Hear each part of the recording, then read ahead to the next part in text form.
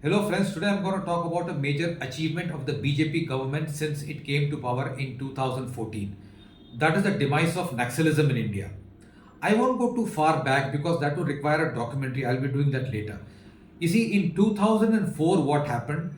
The three major Naxal groups in operating at that time, the People's War Group, the Maoist Communist Center of India (MCCI), and the CPI Marxist Leninist, they merged to form the CPI Maoist in September of 2004. Very potent, very dangerous outfit. That is when they outlined the strategy of forming a red corridor, that is from Pashupatinath in Nepal to Tirupati, and that way liberating this area from the grip of the Indian government. That is when the then Prime Minister of the UPA government declared Naxalism as the most important and dangerous security threat to India internally.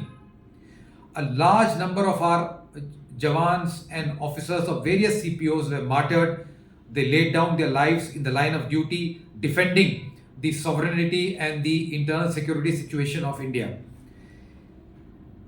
What happened after 2014? Three things happened. You see, the Naxals, they had brainwashed the gullible tribals into forming, battalions of foot soldiers, and they brainwashed them to fight somebody else's ideology and war. After 2014, what happened? Led by our Prime Minister, Sri Narendra Modi, there was an outreach to these tribals. A conscious effort was made by the BJP government to bring the tribals back into the main fold. A lot of educational schools were opened for the tribal children. Primary health centers were opened. Development was brought to the tribal areas, whether it was Chhattisgarh, Jharkhand, Orissa, etc.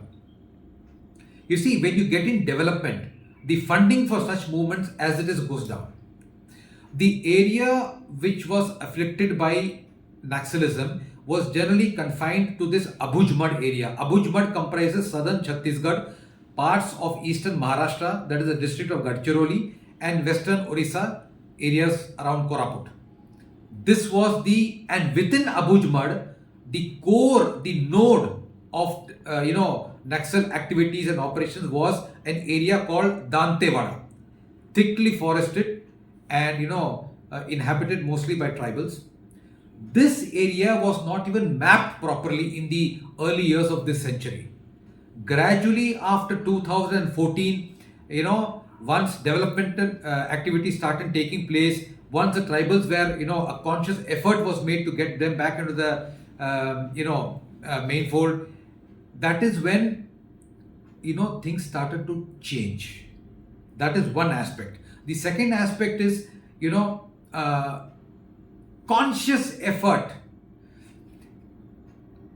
The security forces, that is the various CPOs, be it state police, the Cobra battalions, the CRPF, BSF, CISF, all were involved at some point or the other. They were given a free hand to go after the Naxal leadership, eliminate the Naxal leadership, and orchestrate as many surrenders as possible. Third, killing the brain behind this movement, the ideological brain behind this movement, the so-called overground workers, the urban Naxals.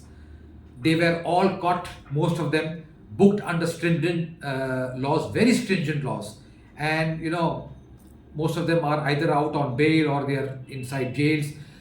These three, concerted efforts which I've just outlined is primarily responsible for bringing down the Naxal activities, their operations to a bare minimum. CPI Maoist does exist even today, but its effect is very very less compared to what it was earlier. This has been a very major achievement of the BJP government. Nobody talks about it. The mainstream media, they don't talk about it. This needs to be highlighted. And I would request all of you watching this video to share this with many others.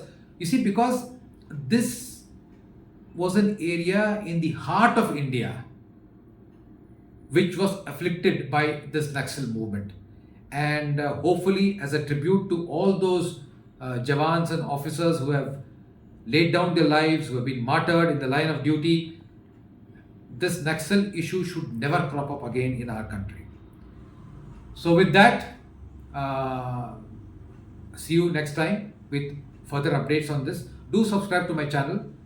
Jai Bharat.